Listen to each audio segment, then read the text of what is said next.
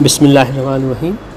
पिछले वीडियो में हम लोगों ने दो भारी हरूफ झे और छे का मुताला किया था, उन्हें लिखना सीखा था।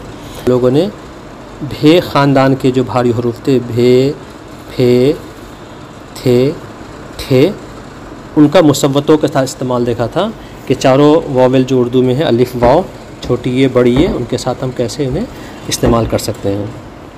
इस वीडियो में हम लोग झे का मुसव्वतों के साथ इस्तेमाल देखेंगे।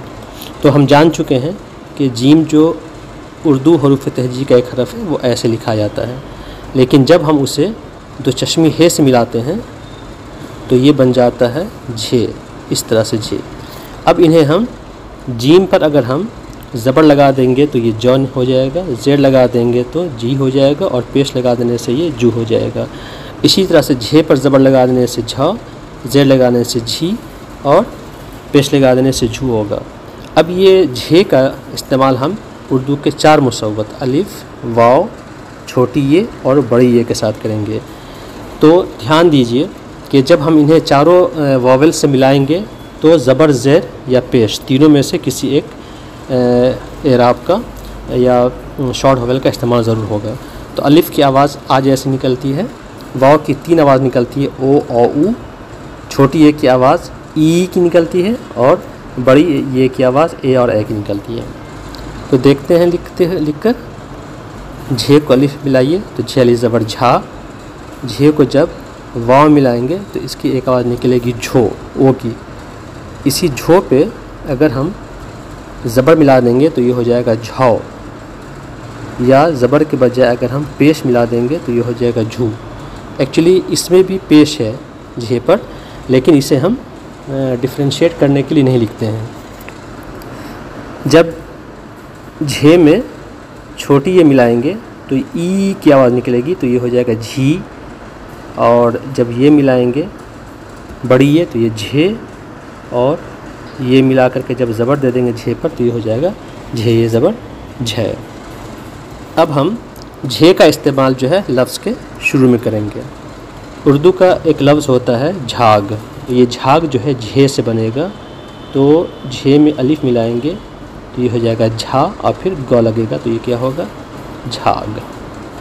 इसी तरह से झरना, जिसको वाटरफॉल कहते हैं, उर्दू में उसे आबशार कहते हैं भी कहते हैं। तो झेरे ज़बर झर, नू ज़बर ना, झरना।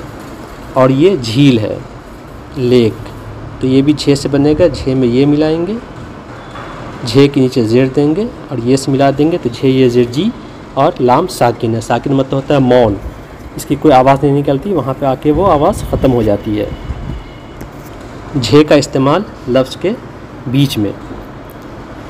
एक लफ्ज़ उर्दू में आता है बुझाना, तो बुझाना में क्या होगा, बे का एलोग्राफ देंगे, फिर उसी में झे मिलाएंगे, फिर अलिफ मिला देंगे तो ये हो जाएगा बे पेश बू, झेली ज़बर झा, बुझा। और ये हो गया दाँ, बुझाना। लगी बुझाना मुहावरा है, मतलब भड़की हुई आग को ख़त्म करना, या शौक़ या इश्क की आग को दबाना, इसको कहते हैं लगी बुझाना।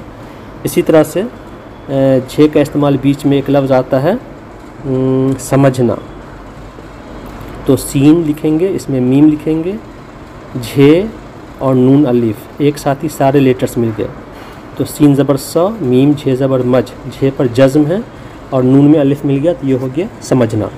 इसी तरह झे का इस्तेमाल लफ्ज़ के आखिर में। तो उर्दू में एक वर्ड लफ्ज़ आता है समझ और एक लफ्ज़ आता है बूझ, दोनों को मिला करके एक लफ्ज़ बनता है मुरक्कब लफ्ज़, जिसको हम लोग कहते हैं समझ बूझ। दोनों में झे आखिर में आया है, तो सीन ज़बर स, मीम झे ज़बर मज, समझ, और बेवापेश बू, और झे साकिन है तो क्या हो गया ये समझ बूझ। समझ बूझ मतलब क्या होता है, कॉमन सेंस, व्यवहारिक बुद्धि को समझ बूझ कहते हैं। अक्ल दानिश, अक्लमंदी। परवीन शाकिर का ये शेर है, खुशबू को तर्क करके न लाए चमन में रंग, इतनी तो सूझबूझ हम मेरे बाग़बा में है। अब हम लोग आगे बढ़ने से पहले कुछ मश्क करते हैं पिछले एक्सरसाइज का। नीचे लिखे गए जुमलों को पढ़ना है।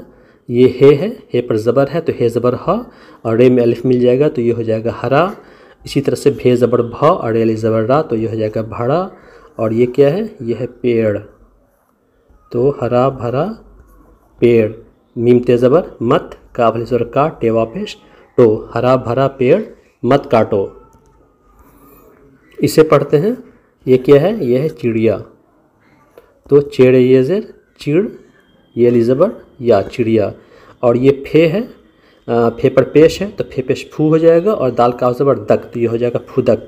फुदक मतलब, फुदकना मतलब हॉपिंग करना।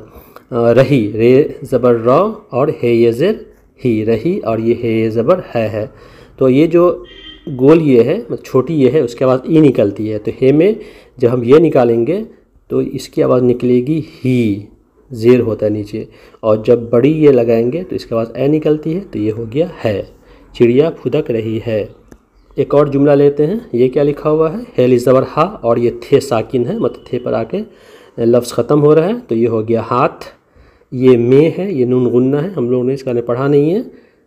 हाथ में, हाथ में ये थे है, थे में ये लगाएंगे तो थे पर ज़बर है यहाँ, तो थे ये ज़बर थे, और ये लाम में अलिफ लगा हुआ है, तो थैला, हाथ में थैला, और ये लामा पेश लो।